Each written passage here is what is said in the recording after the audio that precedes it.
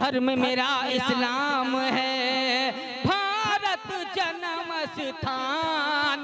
धर्म मेरा इस्लाम है, भारत जन्म स्थान। राम के भाई लक्ष्मण जी को शक्तिबान लगी।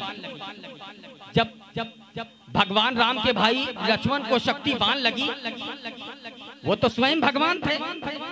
वो चाहते छूते तो शक्तिबान खत्म हो जाती, जादू खत्म हो जाते, जो काला जादू किया हुआ था उन पर वो खत्म हो जाते।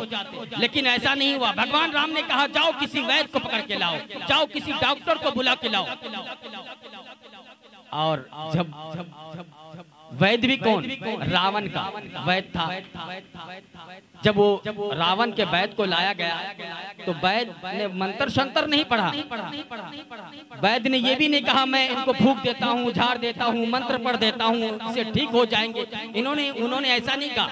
उन्होंने कहा कि अगर लक्ष्मण जी का प्राण बचाना चाहते हैं तो सूर्य देव उगने से पहले, सूर्य देव से पहले संजीवनी बूटी नहीं लाएंगे तब तक जो है लक्ष्मण जी का प्राण बचना मुश्किल है। इसलिए सूर्य देव से पहले आपको लक्ष्मण बूटी लाना होगा। तो हनुमान जी दौड़े दौड़े भागे भागे गए, जो है संजीवनी बूटी ला के दिए। फिर उसके बाद जो है लक्ष्मण जी का प्राण बचा। फिर वो ठीक हुए। तो ये कौन बाबा हैं, ये कौन लोग हैं जो कहते हैं हम आपकी हर परेशानी को दूर कर देंगे? तो फिर ये कौन लोग हैं जो कहते हैं हम आपके धन को दुगुना त्रिगुना कर देंगे? फिर ये कौन लोग हैं जो कहते हैं आपको बच्चे की पढ़ाने की जरूरत नहीं, इतना पढ़ने की जरूरत नहीं है, जब वक्त आएगा एग्जाम में आपके बच्चे को यूं पास करा देंगे। तो हमें आप जो है परेशान नहीं होइए। आजकल के बाबा भविष्यवाणी बताते हैं। तो बाबा जी भगवान राम भी तो स्वयं भगवान थे। वो चाहते तो छूते तो शक्तिवान खत्म हो जाती। तो फिर आप इतने ज्ञानी हैं। हमारे भारत में लोग भुखमरी से जी रहे हैं, लोग बेरोजगारी से जी रहे हैं। कितने ऐसे नौजवान हमारे बेरोजगार हैं, लाखों युवा हमारे बेरोजगार हैं। बाबा जी उनको नौकरी क्यों नहीं देते? बाबा जी इतने लोग हमारे भारत में बीमारी से जूझ रहे, बीमारी का दवा क्यों नहीं बना देते? हमारे भारत में कितने ऐसे लोग हैं जो खाने के लिए तरस रहे हैं, उनके लिए छत नहीं है, रहने के लिए छत नहीं। बाबा जी उनको छत मुहैया क्यों नहीं करा देते? आपके अंदर इतनी शक्ति है। तो बाबा जी मैं आपसे कहना चाहता हूँ, आप ऐसा वाणी बोलिए जो लोगों को अच्छा लगे, लोगों को सुनने में भी बेहतर लगे कि बाबा जी हमारे ज्ञान बहुत अच्छा देते हैं। यहाँ तो आप ऐसे बयान देके निकल जाते हैं जिसका कोई मतलब ही नहीं होता। इसलिए कहता हूँ कुरान पाक में कह दिया वकमा अहलकना क़ब्लहुम मिनल क़ुरून, कि मेरी जमीन पर अदावत न करो, मेरी जमीन पर बदमाशी न करो, मेरी जमीन पर अय्याशी न करो, मेरी जमीन पर किसी को हकीर निगाह से न देखो, मेरी जमीन पर किसी को जो परेशान करने की बात न करो, मेरी जमीन पर जो है किसी पर गलाने की बात न करो। अगर मैं अपने पे आऊंगा तो तुम्हारे मुल्कों के नामो निशान मिटा के रख दूंगा। तुमसे भी पहले कितने लोग आए, पहलवान आए, ताकतवर आए, बड़े से बड़े हुक्मरान आए, सबके सब चले गए, कोई नहीं। ढूंढो कहीं नहीं मिलेगा। इसलिए कहता हूँ इस पृथ्वी में 4 दिन की जिंदगी है, कोई ऐसा बात बोलो जिससे लोगों को दिल में लग जाए और लोग जो है सही रास्ते पे चलने लगे, एक दूसरे से मोहब्बत करने लगे, एक दूसरे की भलाई के काम आने लगे, एक दूसरे से प्रेम करने लगे, छोटे जो है बड़े का एहतराम करने लगे, बड़े जो है बूढ़ों का एहतराम करने लगे, बच्चे अपनी माँ बाप की खिदमत करने लगे। ऐसा ज्ञान दीजिए बाबा जी। इसलिए कहता हूँ इस देश के अंदर में जो लोग नफरती बात बोलते हैं उन पर कोई एक्शन नहीं है, कुछ नहीं बोला जाता है। लेकिन मुसलमान अगर परेशानी हो मुसलमानों को तो मुसलमान अगर हक की बात करे, अपनी आवाज उठाए तो कहता है ये लोग ऐसे बोलते हैं वैसे बोलते हैं। इसलिए कहता हूँ जितने भी हमारे प्रिंट मीडिया इलेक्ट्रॉनिक मीडिया के साथी है उनसे भी कहता हूँ हक बात बताया करो, लोगों को हक बात जो है देने की कोशिश करो, हक खबर पहुंचाने की कोशिश करो, जो सच्ची खबर है अच्छी खबर उनको देने की कोशिश करो। देश में नफरत फैलाना ये किसी भी किताब में नहीं है। इसलिए हम तमाम electronic media, print media, social media के तमाम भाइयों, तमाम पत्रकारों से ये मैं कहना चाहता हूँ, हक बात बोलिए, हक बात को उजागर कीजिए ताकि लोगों को अच्छा लगे। धर्म मेरा इस्लाम है, भारत जन्म स्थान।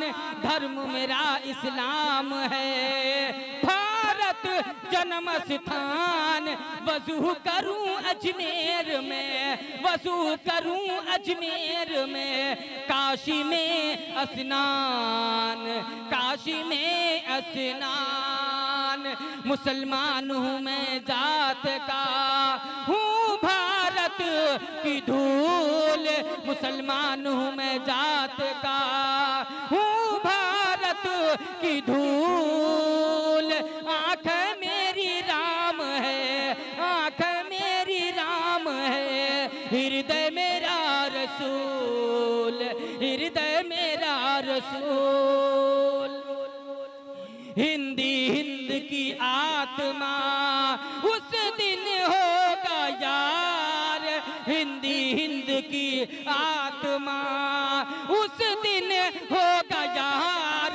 जिस दिन सब भाषाओं का, जिस दिन सब भाषाओं का होगा साज सिंगार, होगा साज सिंगार। हिंदी उर्दू है अलग, मैं कैसे लूं मान।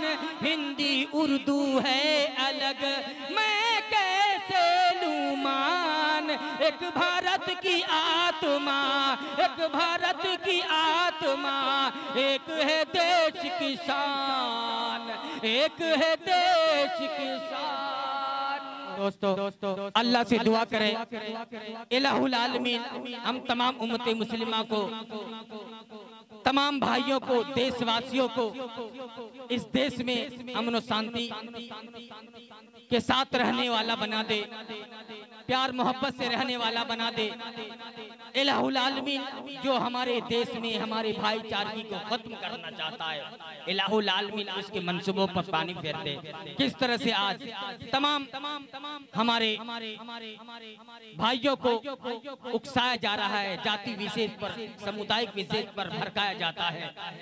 इलाहुल आलमीन इन्हें सही समझ अता फरमा, सही रास्ता इन्हें दिखा जो इस तरह से आपस में लड़ाने की बात करते हैं। और तमाम लोगों से, तमाम देशवासियों से यही कहेंगे प्यार मोहब्बत से हमें रहना चाहिए, क्योंकि जिस तरह आज हालात बनी पड़ी है, आज देश में हर तरफ नफरत की बाजार लोग खोले हुए हैं। इलाहुल आलमीन हम तमाम लोगों को, तमाम भारतवासियों को मिलकर के इस नफरत की दुकान बंद करने वाला बना दे, बंद करने वाला बना दे और एक साथ फिर से आपस में मेल मोहब्बत से रहने वाला बना दे। तो दोस्तों जब इस देश के अंदर में जब किसी भी मनुष्य को, किसी भी आदमी को परेशानी होती है तो प्रभु को पुकारता है, ईश्वर को पुकारता है। इलाहुल आलमीन मैं परेशान हूँ, प्रभु मैं परेशान हूँ, मैं किसी परेशानी में मुब्तला हो चुका हूँ।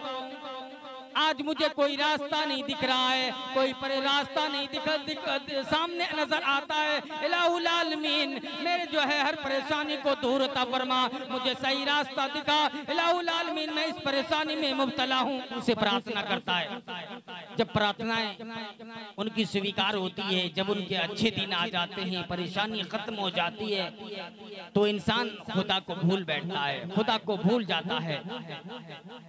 तो फिर कबीर दास अपनी दोहा में लिखते हैं, कहते हैं, देखिए उन्होंने क्या लिखा है कि दुख में सुमरन सब करे, सुख में करे न कोई। दुख में सुमरन सब करे, सुख में करे न कोई।